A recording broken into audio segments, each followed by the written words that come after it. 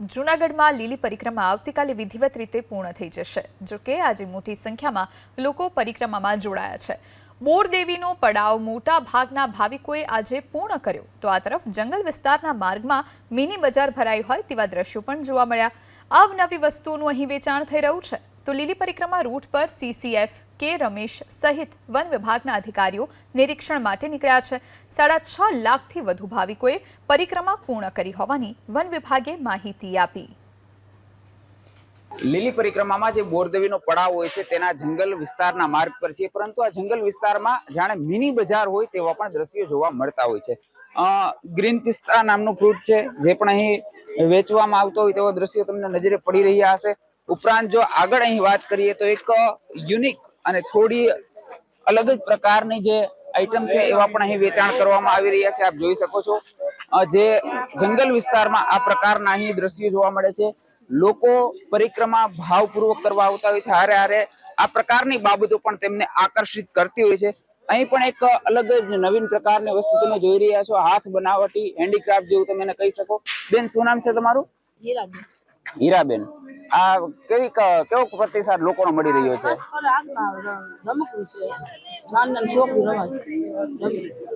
આની શું કિંમત હોય છે? 20 રૂપિયા। લોકો કેવી ખરીદી કરે છે?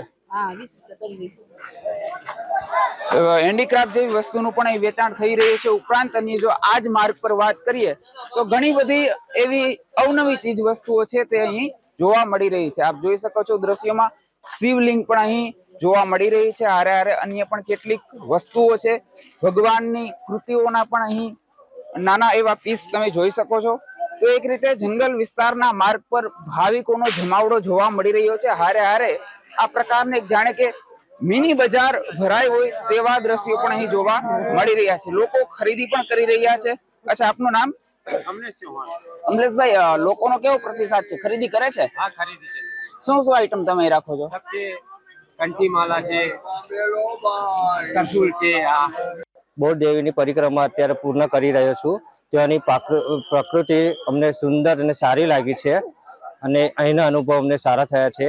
અહીંયા સેવાધામ પણ સારા છે અને અહીંયા આગળ પરિક્રમા કરવાથી સારામાં સારો અમને અનુભવ થયો। આજે અમે પહેલી જ વાર આવ્યા પણ બહુ જ સારામાં સારું અહીંયા આગળ લોકો સેવા પણ આપે છે। જેટલા પણ એન્ટ્રી પોઈન્ટ્સ છે, ઇન્ક્લુડિંગ સીડીનો જો એન્ટ્રી પોઈન્ટ છે, એમાં જેટલા પોસિબલ છે એટલા બેસ્ટ પોસિબલ ફ્રિસ્કિંગ આપણે કરી રહ્યા છે અને ફ્રિસ્કિંગમાં જે કોઈ પ્લાસ્ટિક નીકળે ઓન ધ સ્પોટ એ ડસ્ટબિનમાં કલેક્શન કરી દેવામાં આવે। અને આ વર્ષે અમે અહીંયા સેમ્પલ ચકાસણી કર્યું રોડ ઉપર કે છતાં કેટલા પ્લાસ્ટિકનો લોડ છે, તો there is a significant decline plastic અહીંયા જો પરિક્રમા રૂટ ઉપર જો આવે છે। એન્ડ આ પણ કઈ રીતે આવ્યા છે, કઈ રીતે આપણે વહીવટી સુધારણા નેક્સ્ટ યર માટે કરી શકીએ, તો we are working towards that.